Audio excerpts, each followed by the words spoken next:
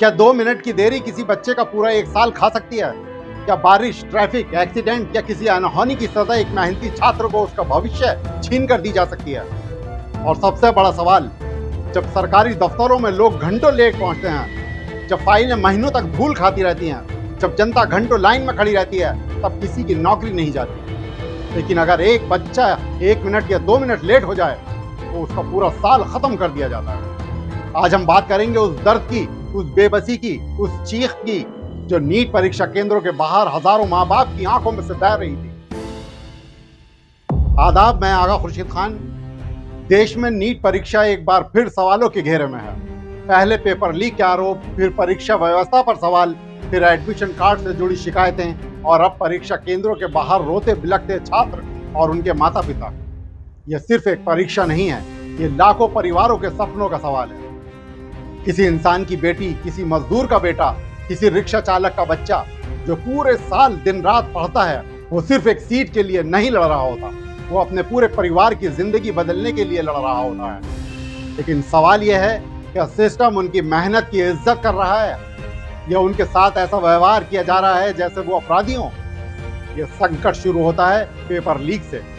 जब paper leak की खबरें सामने आई तो सबसे पहले चोट बच्चों के भरोसे पर लगी। एक छात्र जो महीनों तक सोशल मीडिया छोड़ देता है, दोस्तों से मिलना बंद कर देता है, त्योहार छोड़ देता है, रिश्तेदारों की शादियों में नहीं जाता, वो ये सोचकर पढ़ता है कि परीक्षा निष्पक्ष होगी। लेकिन जब पेपर लीक की खबर आती है तो सबसे पहले उसका विश्वास टूटता है। उसे लगता है, क्या मेरी मेहनत किसी और की सेटिंग के आगे हार जाएगी? क्या मेरा भविष्य बिक सकता है? क्या ईमानदारी की कोई कीमत नहीं? यही सवाल देश भर के लाखों बच्चों के मन में पैदा हुए। लेकिन कहानी यहीं खत्म नहीं हुई। कई जगहों से ऐसी तस्वीरें सामने आई हैं जहां बच्चे परीक्षा केंद्र तक पहुंच गए लेकिन उन्हें अंदर जाने नहीं दिया गया।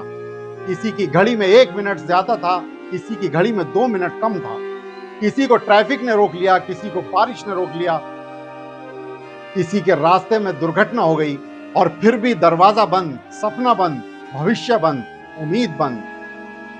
कल्पना कीजिए, एक बच्चा पूरे साल पढ़े, सुबह 4 बजे उठे, रात 2 बजे सोए और फिर परीक्षा केंद्र के गेट पर खड़ा होकर सिर्फ इतना सुने, अब समय निकल गया है। क्या यह सिर्फ एक नियम है या एक जिंदगी पर हथौड़ा?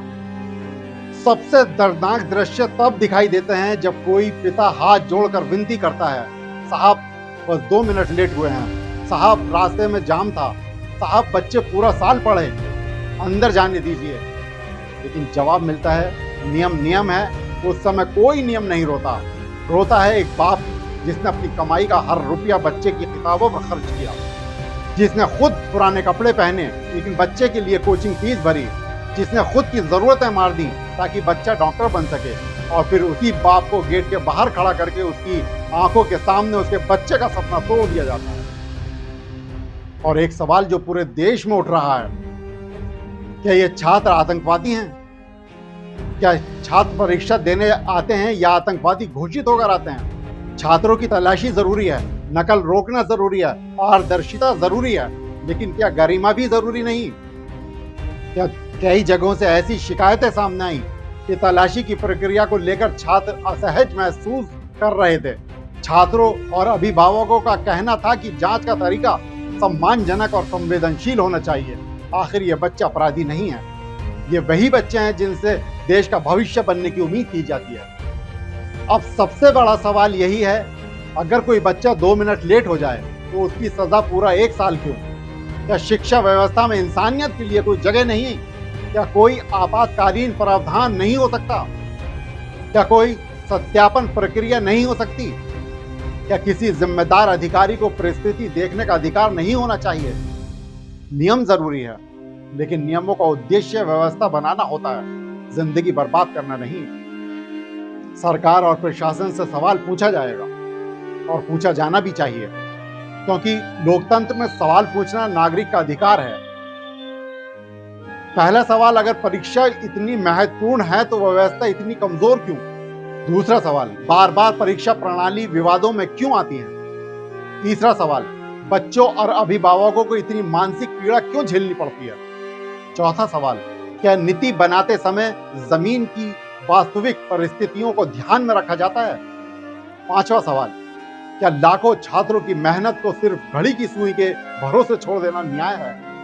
अब बात करते हैं उन हालातों में एक छात्र की मानसिक स्थिति क्या होती है। बहुत लोग कहेंगे एग्जाम अगले साल दे देगा, लेकिन ये कह देना आसान है। उस बच्चे से पूछिए जिसने पूरे साल दोस्तों से दूरी बनाई, जिसने मोबाइल छोड़ा, जिसने लैपटॉप छोड़ा, जिसने हर दिन 10-12 घंटे पढ़ाई की, जिसने खुद पर दबाव झेला, जिसने चिंता झेली, जिसने नींद छोड़ी।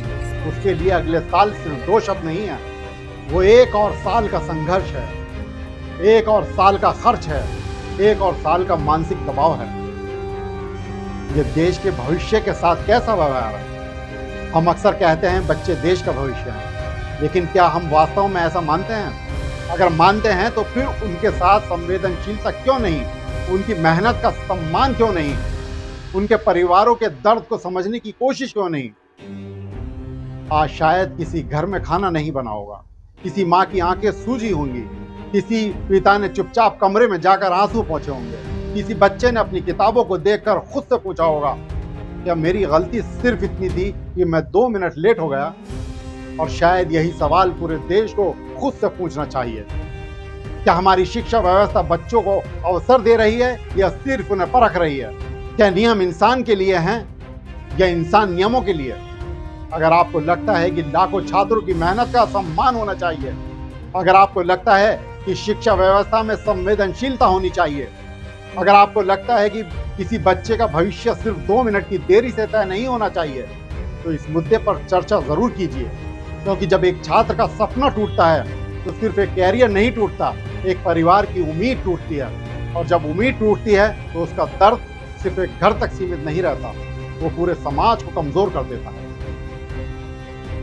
और जाते जाते उन सभी माँ बाप से एक बात कहना चाहता हूं, अगर आपका बच्चा किसी गेट के बाहर रोया है, अगर उसने इस साल अपनी मेहनत को अपनी आंखों के सामने बिखरता देखा है, अगर आज वो खुद को टूटा हुआ महसूस कर रहा है, तो उसे गले लगाइए, उसे बताइए कि उसकी कीमत किसी परीक्षा के गेट से तय नहीं होती। उसे बताइए कि वो फेल नहीं हुआ, फेल तो वो व्यवस्था हुई है जो उसकी मेहनत का सम्मान नहीं कर सकी।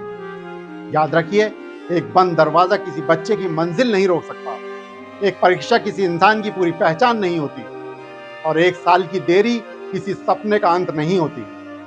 लेकिन हाँ, जो आंसू इन बच्चों और उनके माता पिता की आंखों से निकले हैं, जो दर्द आज लाखों परिवारों ने महसूस किया है, उसका हिसाब इस देश की शिक्षा व्यवस्था को एक दिन देना होगा।